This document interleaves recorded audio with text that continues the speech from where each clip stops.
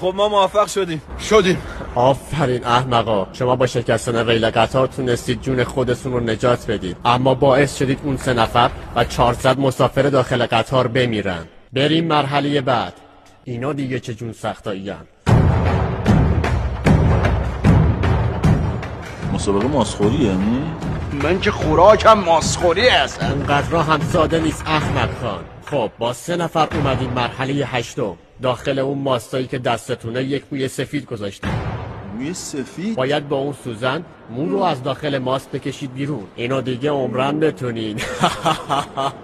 آقا نمیخواد جایزه رو بدید چرا میپیچونید؟ موی سفید از کجا پیدا کنید؟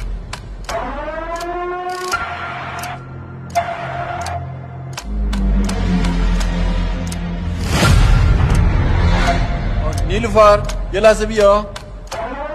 چی کار داری میکنی؟